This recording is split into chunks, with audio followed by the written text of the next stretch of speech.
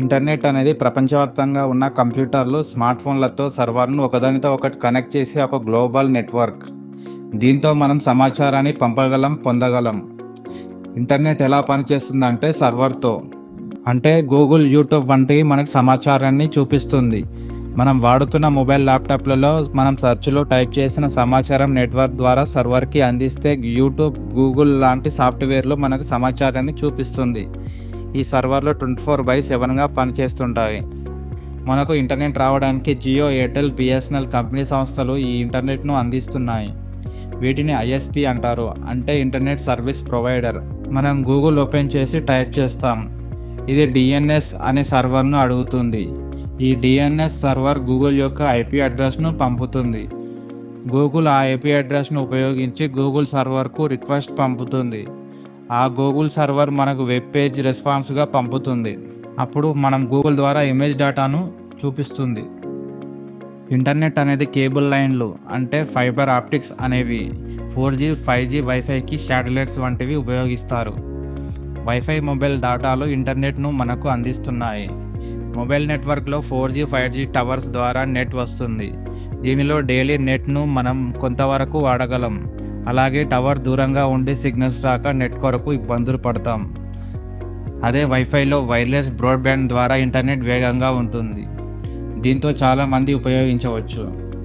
Wifi అంటే local internet connection. Mobile data అంటే cellular network.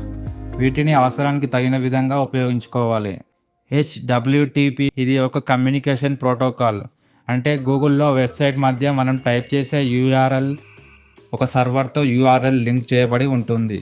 మనం టైప్ చేసేటప్పుడు URLలో కొన్ని లెటర్స్ తప్పుగా టైప్ చేసినా ఇది పనిచేయదు.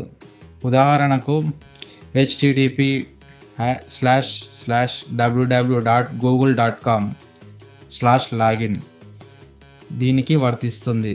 ఐపీ అడ్రస్ ఇది మొబైల్లో, ల్యాప్టాప్లో సర్వర్ ఇంటర్నెట్లో చిరునామాగా పనిచేస్తుంది. ఇంటర్నెట్లో ఇది ఇంటి చిరునామాలాగా పనిచేస్తుంది. ఈ చిరునామాతో మనం వెబ్సైట్ల ద్వారా మనం డేటాను పొందుతున్నాం. ఉదాహరణకు 192.168.1.1 ఇది ఐపీ అడ్రస్.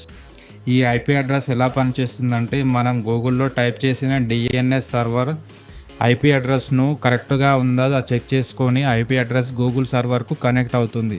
అప్పుడు మనకు వెబ్ పేజ్ ద్వారా ఫోటో, వీడియోస్ అందుతాయి. ఇంట్లో ప్రతి ఒక్కరికి పేరు ఎలా ఉంటుందో ఇంటర్నెట్లో ప్రతి గూగుల్ సర్వర్కి ఐపీ చిరునామా ఉంటుంది. దీనిలో IP4 ఎక్కువగా వాడే 32 బిట్స్ ఫార్మెట్. IPv6 కొత్త పెద్ద అడ్రస్ 128 బిట్ ఫార్మెట్.